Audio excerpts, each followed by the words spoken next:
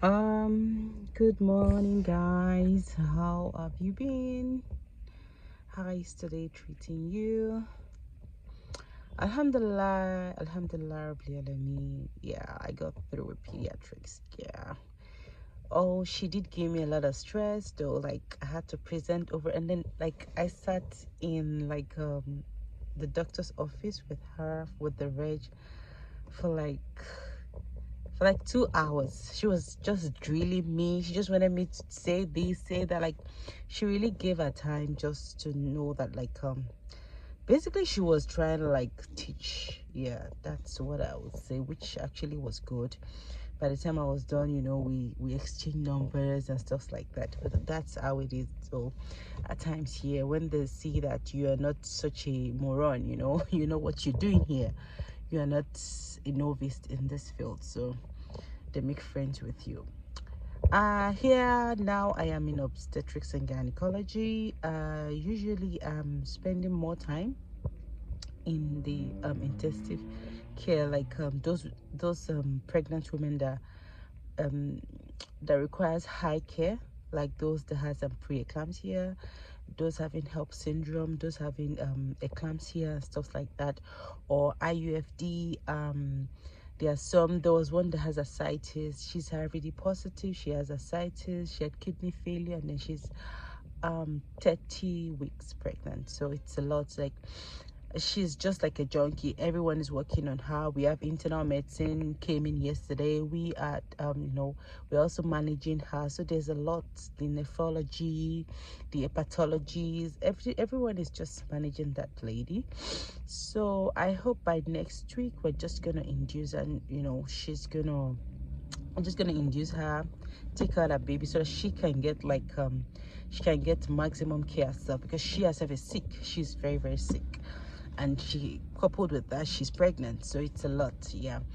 And yeah, there are a couple of those with IUFD. Oh, it can be very, very traumatic, coming to the hospital, seeing people with their own babies, and you don't have your baby is a lot. So at times too, we have to work those people up. Why are you having multiple IUFDs and stuff like that? Is it due to your job? Is it because your job is strenuous? Is it due to autoimmune or whatever? Are you SLE?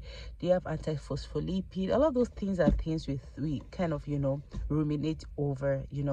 Yeah. And some that has a multiple gestation, some of them, they're also here too, but twin, triplet, like that. So I never realized how much people, are really giving back. Like the labor ward is always hectic, like from money up to when I knock off, because I decided I'm not gonna do calls. Yeah, so I'm not doing calls here. So I make sure I do my job from morning on up until like 3 4, and I knock off, and it's a lot.